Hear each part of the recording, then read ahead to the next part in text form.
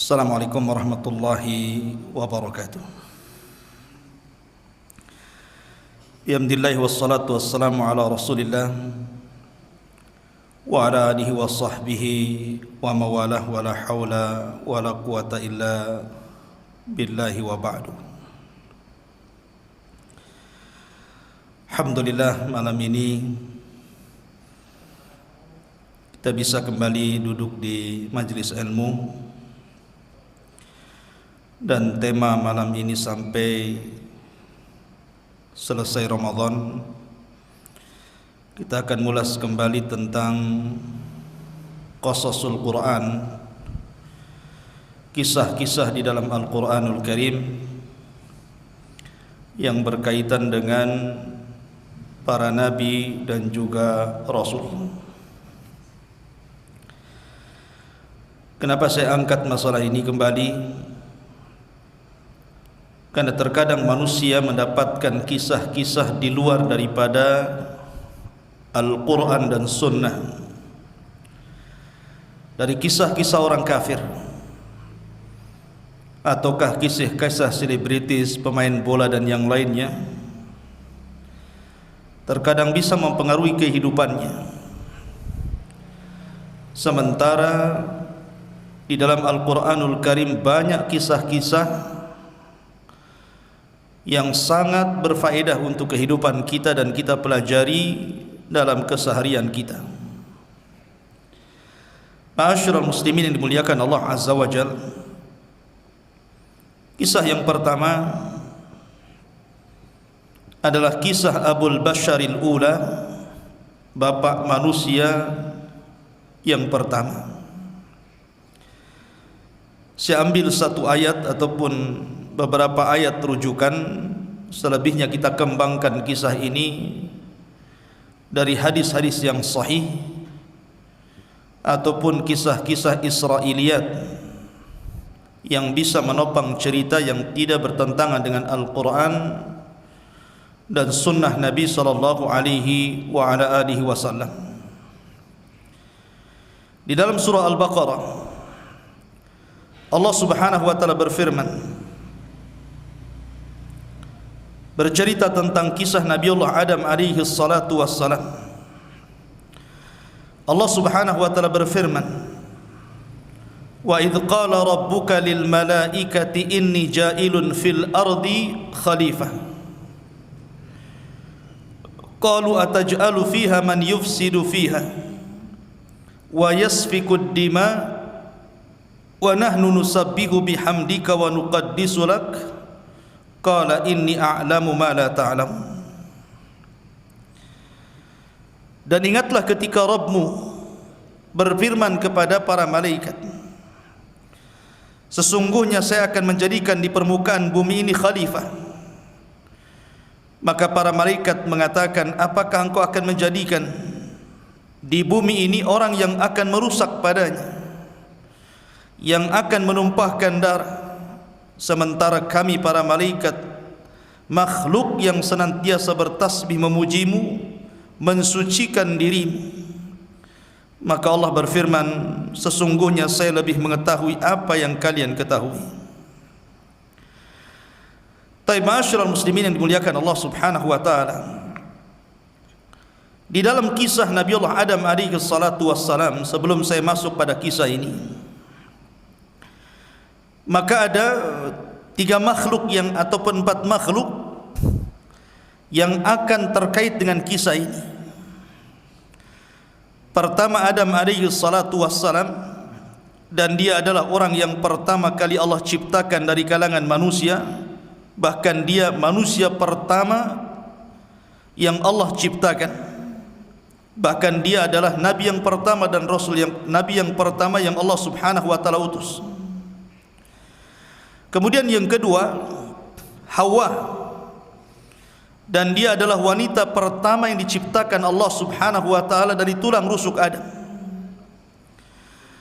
Kemudian yang ketiga Iblis, dan Iblis adalah bagian daripada jin yang Allah Subhanahu wa taala ciptakan dari api, dan dia bukan dari kalangan para malaikat berdasarkan firman Allah Azza wa Jalla, kana minal jin fa fasaqa an amri rabbih. Iblis itu bagian daripada jin yang bermaksiat kepada perintah Rabbnya. Kemudian yang keempat, yang terakhir, malaikat. Dan malaikat Allah ciptakan dari cahaya. Kemudian Allah subhanahu wa ta'ala utus untuk menyampaikan wahyu kepada para nabi, dan mereka makhluk yang tidak bermaksiat sedikit pun kepada Allah subhanahu wa ta'ala. Inilah 4 makhluk yang terkait dengan kisah Adam alaihi salatu wassalam. Adapun secara global, faedah dari kisah Adam alaihi salatu wassalam yang nanti kita akan petik. Yang pertama,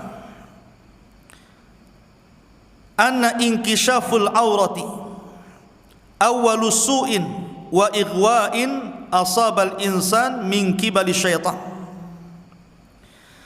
Bahwa terbukanya aurat dari Adam alaihi salatu wassalam dan Hawa adalah awal keburukan yang menimpa manusia, yang ditimpakan oleh syaitan kepada Adam dan juga istrinya. Yang kedua, bahwasanya Allah subhanahu wa ta'ala menciptakan Adam itu untuk memakmurkan bumi, melaksanakan perintah-perintah Allah berdasarkan ilham, wahyu, dan perintah Allah subhanahu wa ta'ala sesuai dengan maksud Allah menciptakan dirinya, dan hikmahnya Allah turunkan Adam dari surga ke bumi. Kemudian yang ketiga, ikhbarullah bil adawati baina Adam wa zawjihi wa baina iblis, di mana Allah subhanahu wa ta'ala menghabarkan permusuhan sengit antara Adam dan istrinya melawan iblis dan para pengikutnya. Dan yang terakhir, ikhbarullah ta'ala ats-tsaqalaini bima jara ala abawaihima min syu'amil maksiyati wa mukhalafatil amri.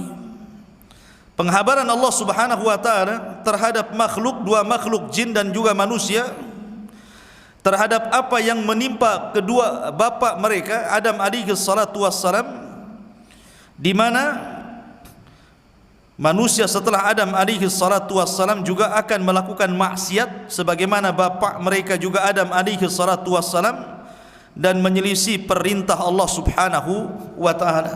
Tetapi Allah subhanahu wa ta'ala maha pengampun dengan rahmatnya.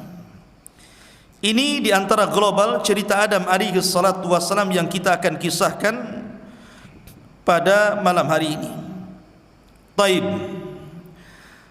Sebelum saya menceritakan berdasarkan ayat-ayat dalam Al-Quranul Karim, saya akan bacakan beberapa hadis Nabi sallallahu alaihi wasallam yang sahih terkait dengan ciptaan Adam alaihi salatu wassalam.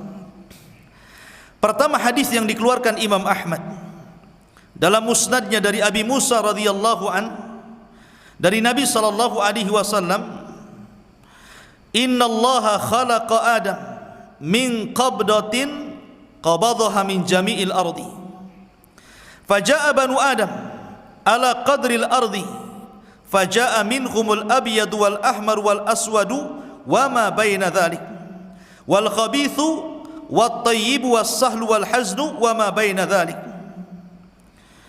Ketika Allah subhanahu wa ta'ala menciptakan Adam, maka Allah subhanahu wa ta'ala mengambil segenggam tanah dari beberapa jenis tanah yang ada di bumi.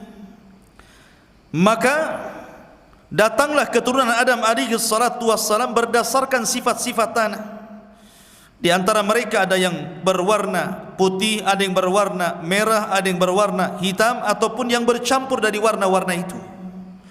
Di antara mereka ada yang jelek, ada yang baik, ada yang mudah, ada yang menderita, dan bercampur di antara itu semuanya. Hadis ini dikeluarkan Abi Dawud dan disahihkan oleh Syekh Nasiruddin Al-Albani rahimahullahu taala. Kemudian hadis yang kedua, hadis Bukhari dalam sahihnya dari Abi Hurairah radhiyallahu an, khalaqallahu Adam wa tuluhu sittuna dhira'an. Ketika Allah subhanahu wa ta'ala menciptakan Adam, maka panjang ataupun tinggi Adam itu 60 hasta. 1 hasta itu setengah meter, Berarti 60 hasta tingginya Adam itu 30 meter. Kemudian wa ba'da an khalaqallahu ta'ala jasada Adam bihadha syakli sawwahu wa nafakha fihi ruh wa dhalika kama qala Allah azza wa jal fa idza sawaituhu wa nafakhtu fihi min ruhi faqa'u lahu sajidin. Kemudian setelah Allah bentuk Adam sedemikian rupa dan tidak ada makhluk yang melebihi indahnya ciptaan manusia, laqad khalaqnal insana fi ahsani taqwim, maka Allah tiupkan ruh. Kemudian setelah Allah tiupkan ruh, maka Allah subhanahu wa ta'ala berfirman di dalam Al-Quranul Karim, maka apabila kami sempurnakan ciptaannya, kemudian kami tiupkan ruh di dalamnya dari ruhku, maka kalian wahai para malaikat sujudlah kepada Adam alaihi salatu wassalam. Hadis ini terdapat dalam Sahih Al-Bukhari. Kemudian disebutkan juga di dalam hadis yang sahih tentang ciptaan istrinya Adam alaihi salatu wassalam, Hawa.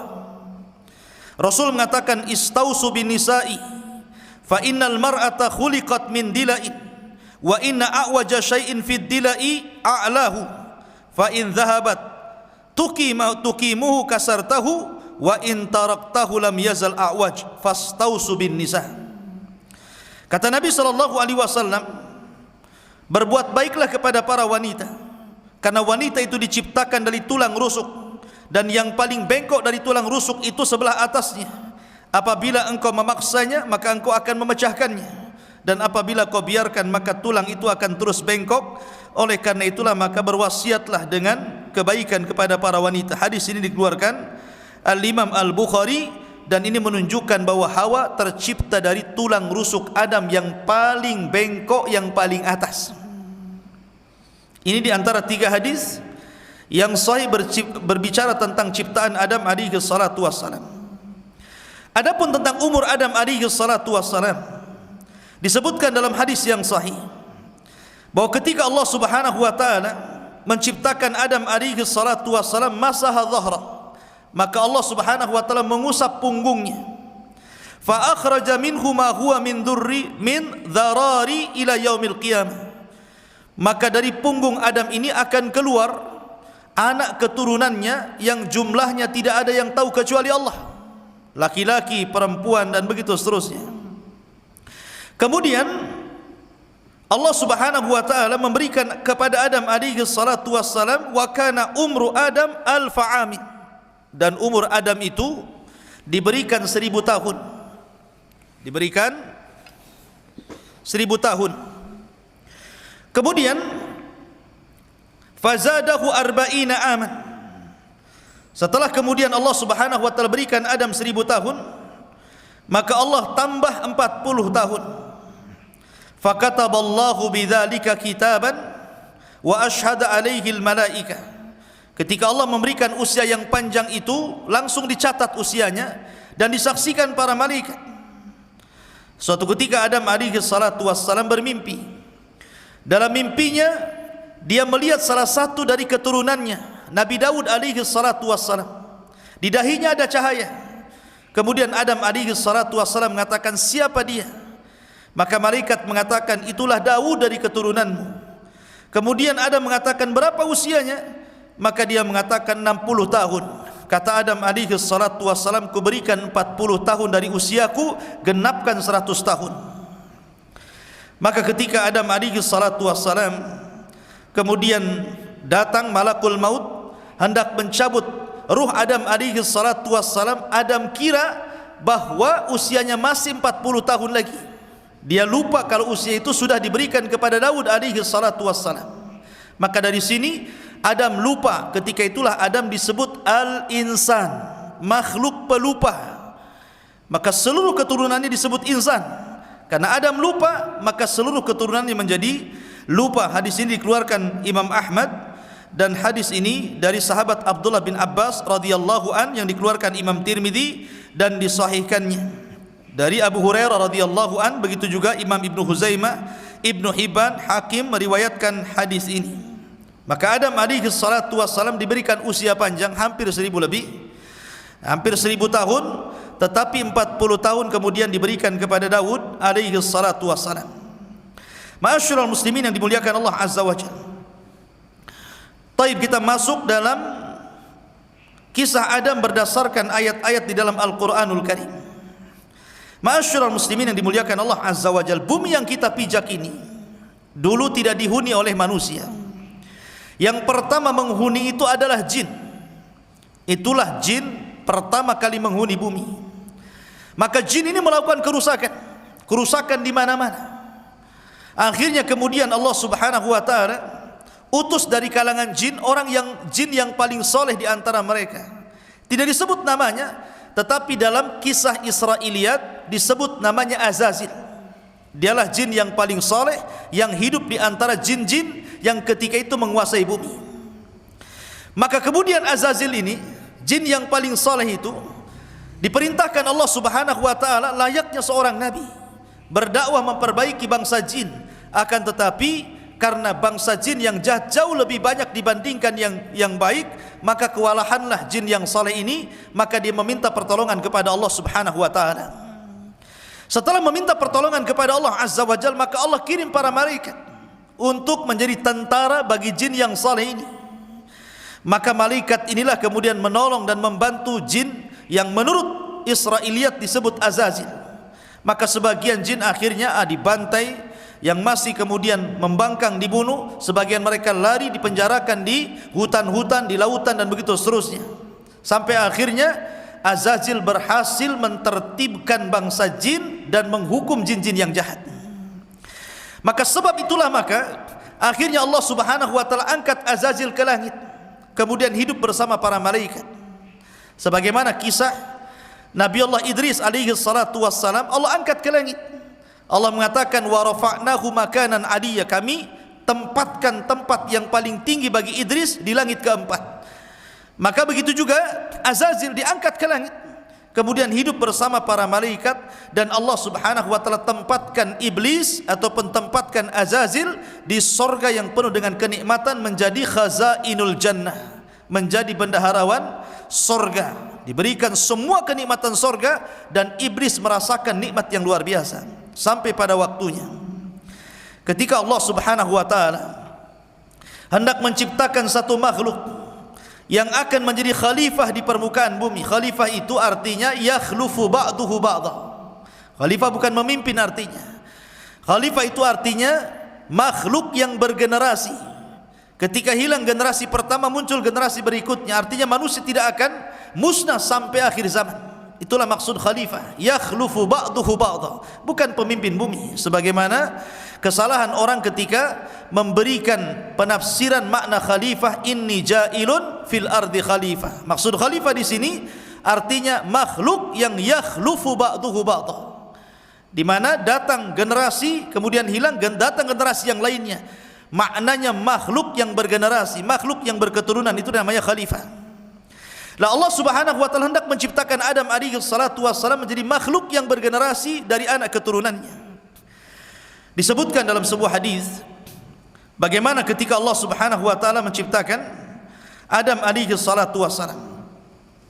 Allah Subhanahu wa taala pertama kali menciptakan Adam alaihi salatu wassalam adalah dengan cara mengutus Jibril. Jadi Jibril alaihi salatu wassalam diutus oleh Allah Subhanahu wa taala untuk datang ke bumi. Kemudian iblis Jibril alaihi salatu wassalam hendak mengambil tanah di bumi, tetapi kemudian ditolak oleh bumi. Bumi menolaknya. Kemudian mengatakan, aku berlindung kepadamu wahai Jibril. Maka Jibril pun kemudian tidak jadi mengambilnya. Dan itu berdasarkan beberapa riwayat. Kemudian setelah itu Allah Subhanahu wa taala mengutus malaikat yang lainnya. Begitu juga sama malaikat kembali tanpa hasil, karena bumi berlindung kepada Allah untuk diambil tanahnya. Sampai pada waktunya akhirnya kemudian Allah Subhanahu wa taala mengutus malakul maut untuk mengambil sebagian tanah yang ada di bumi untuk menciptakan Adam alaihi salatu wassalam. Bumi pun berlindung untuk diambil tanahnya. Tapi malakul maut dia mengatakan wa ana a'udzu billahi an arji. walam anfid amrahu. Sebagaimana engkau bumi berlindung kepada Allah untuk kuambil tanahnya, aku pun berlindung kepada Allah, aku tidak akan kembali kepada Allah sampai kuambil tanahmu. Akhirnya kemudian malakul maut pun mengambil beberapa tanah, ada yang berwarna merah, berwarna putih, berwarna hitam, ada yang juga bercampur, kemudian diangkat ke langit. Kemudian dengan sebab tanah itulah Allah ciptakan sendiri Adam alaihi salatu wassalam. Adam tidak diciptakan dengan kun fayakun. Adam diciptakan dengan Allah, oleh Allah Subhanahu wa taala, dengan kedua tangan Allah Azza wa Jalla. Dan ini menunjukkan apa? Untuk mematahkan hasadnya iblis. Karena iblis mengatakan ana khairu minhu, saya lebih baik dibandingkan Adam.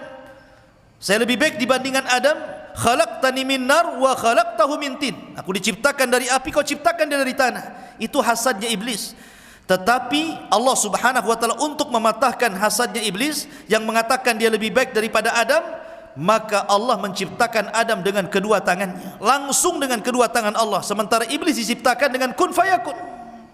Maka kias iblis itu kias batil yang mengatakan bahwa saya lebih baik dibandingkan Adam. Bahkan Adam jauh lebih baik, karena Allah yang menciptakan dengan sendirinya, Allah yang memasukkan ruh ke dalam badannya, Allah yang menjadikan malaikat sujud kepadanya, dan banyak segudang keistimewaan Adam dibandingkan iblis laknatullah alaih.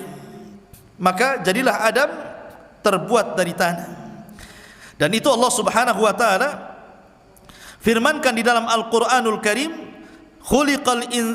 dalam Al-Qur'anul Karim, wa laqad khalaqnal insana min sulalatin min tin. Dan kami ciptakan manusia itu dari tanah. Maksudnya asal penciptaan manusia dari tanah, bukan berarti kita semua turunan Adam dari tanah, tidak. Maksudnya asal penciptaan Adam dari tanah. Adapun kita bukan dari tanah, tetapi karena asal ciptaan kita, bapak kita dari tanah, maka kita pun akan kembali ke tanah.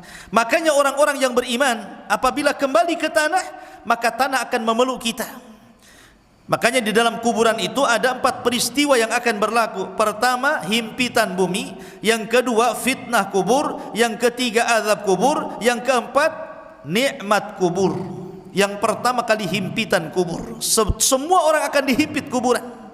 Bayi yang tidak berdosa saja akan dihimpit kuburan. Bahkan Rasul mengatakan kalau seandainya ada yang selamat dari himpitan ini, tentulah Sa'd bin Mu'adz yang akan selamat.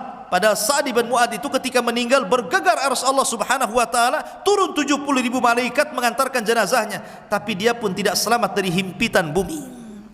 Tetapi para ulama mengatakan kalau himpitan itu mengenai orang-orang kafir, maka akan meremukkan seluruh tulangnya. Tapi kalau himpitan itu kepada orang yang beriman, maka sebagaimana seorang anak yang hilang kemudian berjumpa dengan ibunya, maka akan dipeluk dengan kasih sayang, maka tanah itu akan memeluk kita sebagaimana seorang ibu memeluk anaknya.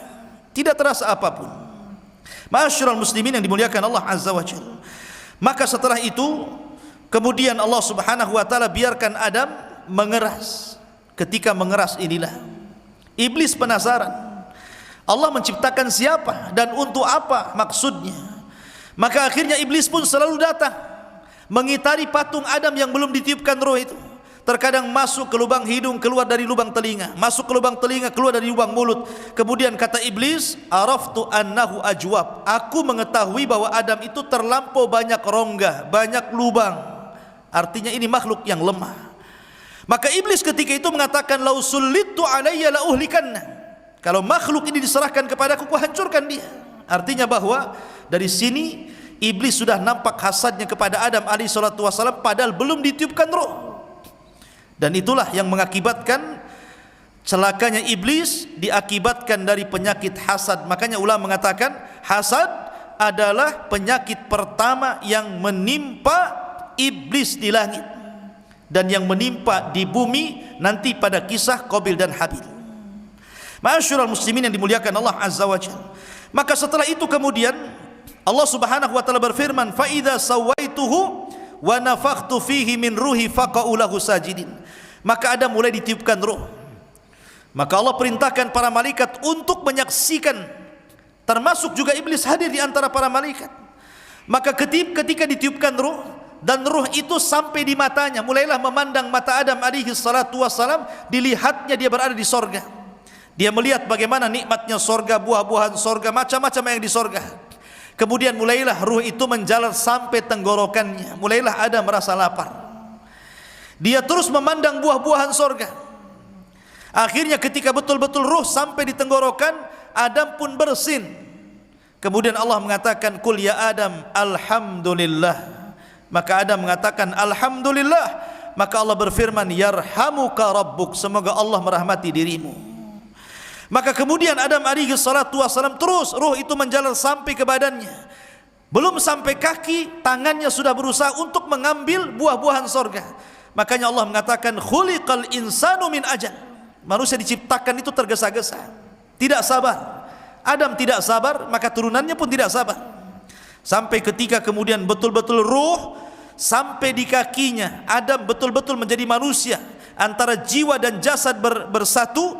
Maka Adam pun kemudian diberikan nikmat oleh Allah, boleh memakan apapun yang ada di sorga dan mendapatkan kenikmatan yang luar biasa. Ketika itulah momen yang ditunggu-tunggu. Allah Subhanahu wa taala berfirman sebagaimana yang tadi saya katakan di awal, "Wa idz qala rabbuka lil malaikati inni ja'ilun fil ardi khalifah." Sampai kepada perintah Allah Subhanahu wa taala untuk sujud. Maka Allah Subhanahu wa taala mengatakan, "Sujudlah kalian kepada Adam." Fasajadal malaikatu kulluhum ajmaun. Maka para malaikat pun sujud secara keseluruhan, semuanya tanpa terkecuali, kecuali satu orang yang ada di kalangan para malaikat. Dialah Azazil. Dialah jin yang saleh yang kemudian berubah menjadi taleh dan akhirnya menjadi iblis laknatullah alaihi, tidak mau sujud kepada Adam alaihi salatu wassalam. Bagaimana kisah setelah tidak sujudnya Adam? Bagaimana murkanya Allah kepada iblis? Bagaimana iblis juga murka kepada Adam sehingga memberikan was-was kepada Adam? Bagaimana diciptakan istrinya Adam? Bagaimana Adam di sorga? Bagaimana diturunkan dari sorga? Maka kisah ini masih berlanjut. Mudah-mudahan kita bisa melanjutkan esok pagi. Kita tutup untuk kajian malam ini. Subhanakallah bihamdika asyhadu an la ilaha illa anta astaghfiruka wa atubu ilaik. Allahu ta'ala alam. Assalamualaikum warahmatullahi wabarakatuh.